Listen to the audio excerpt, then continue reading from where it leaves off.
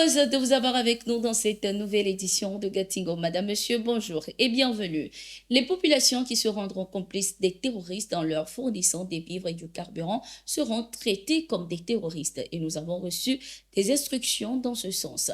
C'est la déclaration du colonel Abdou Karim Lamizana, gouverneur de la région du centre-est du Burkina Faso, ce 29 février 2024 lors de la première session ordinaire du cadre régional de dialogue. Le gouverneur a exhorté ses administrés à ne fournir aucun soutien aux groupes armés terroristes sous peine d'être traités comme eux.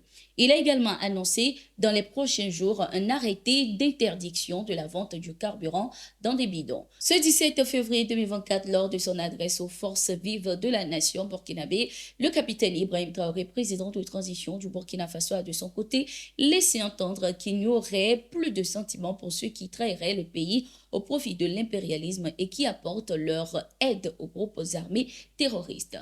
L'Union africaine vient de réagir aux récents événements qui ont secoué le Tchad ce 28 février 2024. Dans un communiqué, le président de la Commission de l'Union africaine a regretté ces violences et invité les autorités tchadiennes à privilégier le dialogue. L'organisation a également regretté le décès de l'opposant Yaya Dilo, tué dans l'offensive contre le siège de son parti. Ces événements au Tchad ont également fait réagir les analystes sur le continent. Je vous propose l'analyse du professeur Franklin Yamsiwa Kavon. La barbarie qui a lieu en N'Djamena ne serait pas possible sans la caution de la France.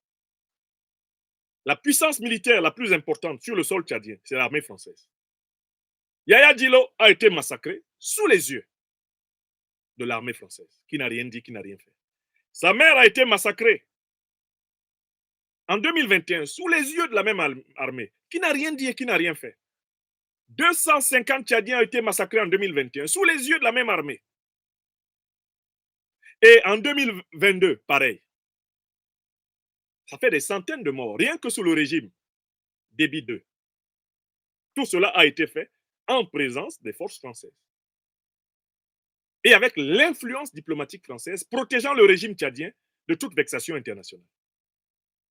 Dire cela, ce n'est pas semer la haine, c'est servir la vérité et la justice. Et je conjure les Africaines et les Africains qui m'écoutent sur les réseaux sociaux. Nous devons nous assumer. Arrêtons de raser les murs. Ça ne sauve pas. La peur ne sauve personne. C'est ce que le président Laurent Gbagbo a appelé le syndrome du village A, du village B et du village C. Quand on attaque le village A, le village B dit « Ah, c'est pas nous ». Ensuite, on attaque le village B. Là, le village C dit « Ah, c'est juste le village A et le village B ». Ensuite, on attaque le village C. Là, le village D dit « Oh là là, nous, on est chanceux ». C'est le village A, le village B et le village C. Et puis, à un moment donné, on prend tous les villages de A jusqu'à Z. Il ne faut plus que ça arrive aux Africains. Au Sénégal, le projet d'amnistie proposé par le président Macky Sall a été adopté ce 28 février 2024 au Conseil des ministres. Selon un communiqué, le projet de loi sera présenté à l'Assemblée nationale dans les meilleurs délais. Dans un esprit de réconciliation nationale, je saisirai l'Assemblée nationale après son adoption en Conseil des ministres d'un projet de loi d'amnistie générale sur les faits se reportant aux manifestations politiques survenues entre 2021 et 2024, avait déclaré Macky Sall à l'ouverture du dialogue national. Cette décision, selon Macky Sall, est prise dans un esprit de réconciliation. Avec cette loi qui devra être votée par l'Assemblée nationale, tous les faits relatifs à ces événements survenus depuis 2021 seront effacés et considérés comme n'ayant jamais existé. Selon Moussa Sarr, un avocat qui suit les dossiers de plusieurs dizaines d'opposants emprisonnés, toutes les personnes arrêtées dans le cadre des manifestations seront libérées immédiatement dès que la loi sera promulguée et publiée au journal officiel et les poursuites seront abandonnées. Parmi les concernés figure l'un des principaux opposants, Ousmane Sonko, détenu depuis fin juillet pour appel à l'insurrection, ainsi que celui à qui il a apporté son soutien à l'élection, Bassirou Diomaye Faye, détenu depuis avril 2023. La compagnie aérienne Air Côte d'Ivoire a annoncé sur son compte X que ses vols à destination de Niamey au Niger vont reprendre à partir de ce 2 mars. Cette reprise de la liaison aérienne est annoncée grâce à la levée des sanctions de la Communauté économique des États de l'Afrique de l'Est (CEDEAO) et de l'Union économique et monétaire ouest-africaine UEMOA contre le Niger. Lors du récent sommet de la CEDEAO tenu ce 24 février à Abuja au Nigeria, l'organisation sous-régionale a levé avec effet immédiat ces sanctions imposées à 3 pays en transition, notamment le Niger, le Mali et la Guinée.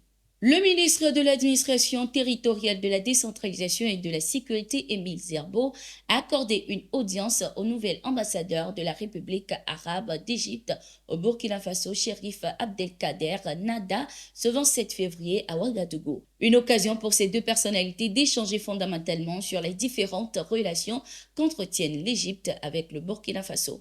Des propositions ont été faites lors des discussions, notamment sur les questions sécuritaires ainsi que des stratégies pouvant renforcer la coopération entre les deux pays.